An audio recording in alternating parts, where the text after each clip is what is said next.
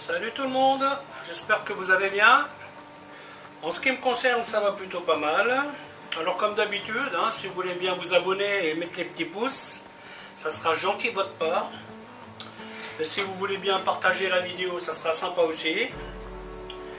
Alors aujourd'hui, je vais vous montrer une recette qui demande un petit peu de travail. Alors elle n'est pas très compliquée, mais elle demande du travail. Là, je vais vous montrer une terrine de légumes. Alors les légumes que vous voyez ici sont des légumes que j'ai achetés la semaine dernière. Tous les samedis, je vais au marché. Donc les vendredis, je liquide ce qui me reste, histoire de partir sur une bonne base. Donc il me restait ça. Là, alors bien entendu, si vous décidez de faire cette recette, vous pouvez même mélanger les légumes complètement si vous voulez. Vous pouvez faire une terrine de mousse de légumes par exemple. Mais vous faites en fonction de ce que vous avez. Donc moi il se trouve que j'ai 5 légumes différents. J'ai du navet jaune, de la carotte rouge, de la courgette, carotte orange et petits pois. Donc au niveau des grammages, il se trouve que j'ai ici une terrine qui fait 1,5 litre. J'aimerais bien pouvoir au moins la remplir. C'est un peu rare, c'est pas grave, on se débrouillera avec. Mais l'idée c'est de remplir cette terrine. Donc ce sont des proportions qui sont précises. On n'est pas au gramme près, mais je vais vous donner une idée quand même du grammage entre le légume, la crème et l'œuf. Dans chacun de ces ramequins, normalement la recette, je pars sur à peu près 300 g de légumes. Pour 300 g de légumes, vous mettez 60 g de crème, donc moi j'utilise de la crème épaisse, et vous mettez 60 g d'œufs. Donc moi les œufs, je les ai mis là-dedans, je les ai battus. Alors pourquoi peser les œufs? Parce que en fait, ils n'ont pas toute la même taille. Normalement 300 g d'œufs, on devrait être à 5 œufs de 60 g ou alors 6 œufs de 50 g. Et là j'ai 6 œufs et j'arrive à 350. Vous voyez, c'est pas précis. Mais pour faire ce genre de truc, le mieux quand même, comme ça vous avez une bonne base. Alors normalement il va me rester un peu d'œuf. Et celui-là je vais le garder pour la masse la moins compacte que j'ai. C'est la courgette. La courgette étant là où il y a le plus d'eau, donc je vais y rajouter un peu plus d'œuf. Et je vais la mettre en dernier celle-là. Comme ça. Parce que si je mets la courgette au fond et je mets le reste au-dessus, il va se passer que le reste il va couler. Et l'idée c'est qu'on ait des tranches. Vous voyez? Donc dans chacun de ces ramequins, j'ai moins de 300, donc j'ai 280 grammes. Donc là on est approximatif, entre 270 et 300, vous ne changez pas le grammage de la crème.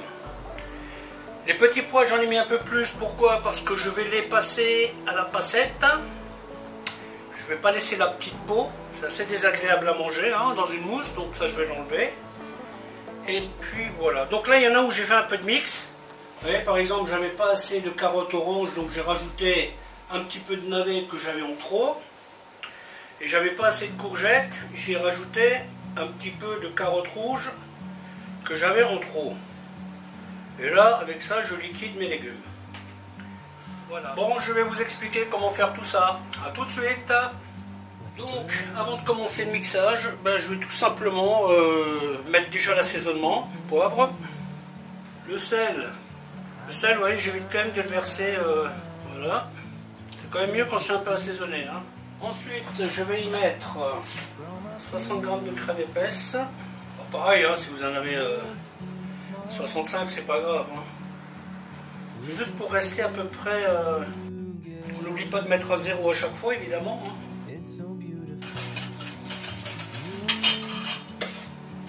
Donc l'œuf, je l'ai bien battu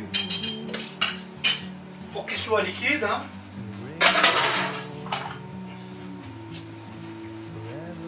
Par contre, l'œuf, je vais le peser à part chaque fois. Voilà, le reste, je vais le mettre dans la courgette. Donc, dans la courgette, il y aura 20 g de plus. Une petite noix de beurre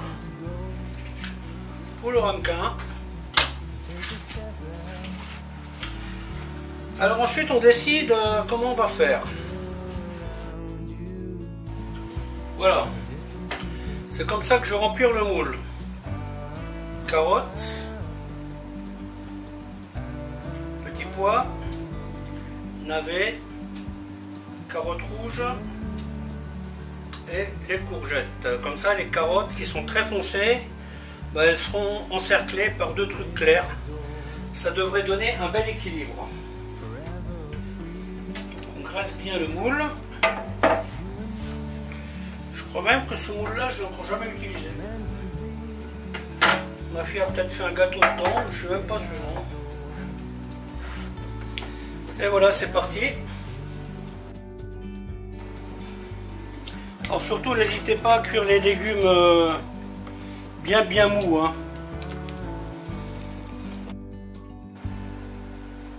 Ouais, donc là, j'essaye effectivement de mettre 300 grammes par couche. On va essayer d'avoir 3 couches pareilles. Alors il faut savoir aussi que on peut tricher un peu. Hein. Quand je suis pressé, je triche. Je rajoute des flocons de purée dans mes mousselines. Comme ça, vous êtes sûr que ça tient. Je ne pourrais pas le dire, mais bon, comme ça vous avez l'info. Hein. C'est une info qui peut toujours servir.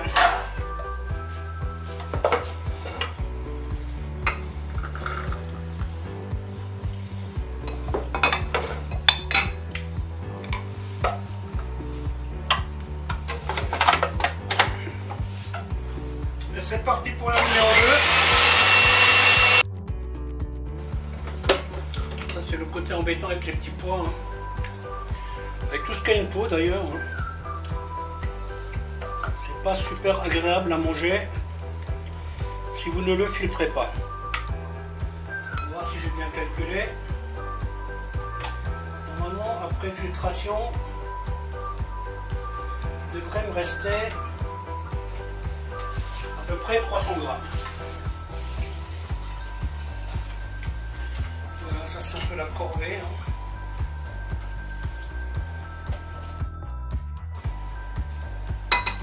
N'oubliez pas de gratter en dessous. Hein. Et vous voyez là il reste donc à l'intérieur tous les trucs qui sont pas super à manger. Hein.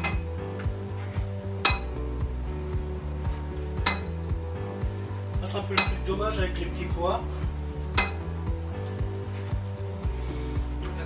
C'est pas mal. Et une fois que vous arrivez au bout, vous prenez un truc qui est beaucoup plus dur pour forcer le passage et toute la pulpe qui reste. Ah, le petit pois frais, c'est un légume qui se mérite. Hein. Écousser, cuire, passer pour faire une mousseline. Et voilà.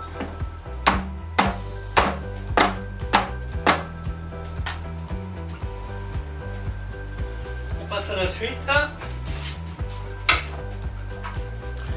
Navet jaune.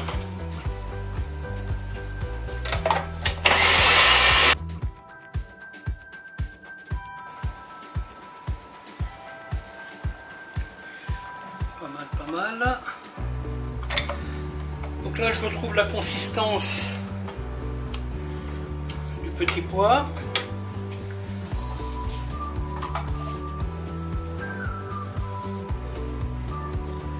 Vous voyez que les consistances sont un peu fragiles.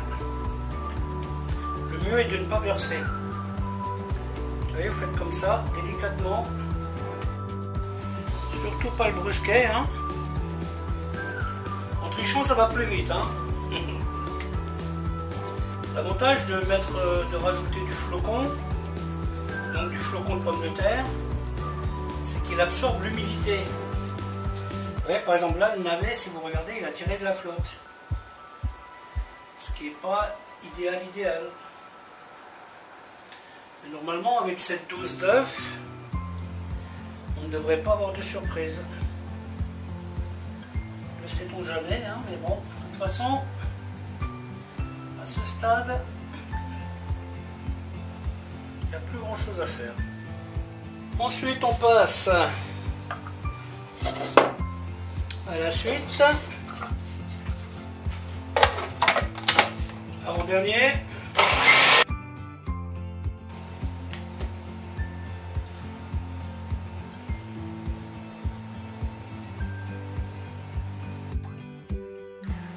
Ouais, là il faut surtout pas appuyer.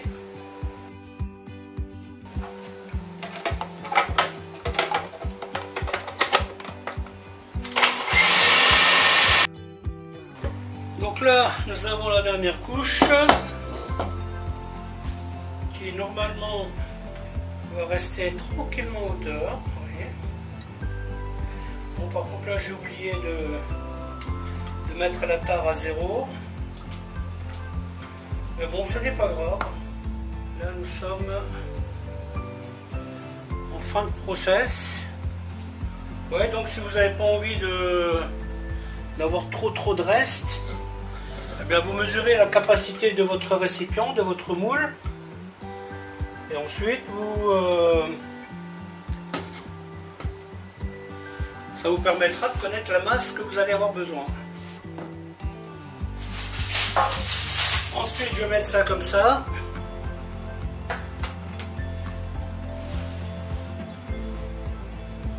Voilà. Cuisson au bain-marie. Je mets autant d'eau que je peux en mettre. Bien dorer le papier à nu. Là je vais cuire ça à 110 degrés tranquillement. Je pense qu'il faudra bien une quarantaine de minutes. Hein. Mais je vous dirai ça en fin de cuisson.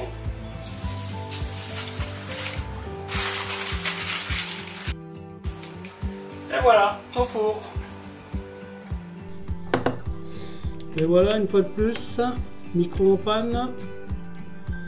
Donc à ce stade, j'en suis à 1 heure de cuisson à 110 degrés. Ce n'était pas assez. J'ai rajouté 20 minutes à 180 degrés. Bien entendu, pensez toujours à tester avec une pointe de couteau. Quand le couteau est propre, ça veut dire que votre mousse est cuite. Surtout, ne cherchez pas à la démouler directement. Là, je vais la laisser reposer une vingtaine de minutes dans le bain-marie. Et ensuite seulement, je vais la démouler. Chose que je vais faire en live. Donc maintenant, la terrine a donc reposé. Je décolle délicatement les bords. Donc vous voyez qu'il n'y a pas grand chose à faire, il se décolle tout seul. Ça, c'est l'avantage d'avoir un moule neuf, anti-adhésif, anti-adhérent, pardon. Pas tout à fait la même chose. Voilà, donc là vous voyez qu'il tient bien. Enfin, et 1, 2, 3, hop. Et voilà, il n'y a pas d'accident. Alors ce que je vous conseille, moi j'ai fait ça un peu à la one again. Prenez un plat qui a la grandeur de votre terrine, vous le posez sur votre terrine et vous retournez, d'accord? Si vous faites comme ça, vous risquez un accident. Hein. En ce qui me concerne, l'accident arrivera plus tard. J'ai eu un petit excès d'optimisme. Donc cette mousse, il faut savoir qu'elle est très fragile. Il n'y a pas de féculent dans cette mousse, hein, donc c'est juste légumes, crème et œufs. Et donc là, je teste, je soulève, vous voyez, donc déjà là, il y a une première chose qui boum, boum, boum. Et là, pof, et puis voilà, vous voyez. C'est ce qu'on appelle un excès d'optimisme. Il me reste une moitié qui est correcte, et ce que j'ai cassé là, me servira tout simplement à faire une soupe, ou une purée, ou peu importe. Donc voilà le résultat, vous voyez bien les 5 couches différentes. Et ici, donc, vous avez les différents dressages que j'ai fait avec cette même mousse. Voilà, voilà, à bientôt.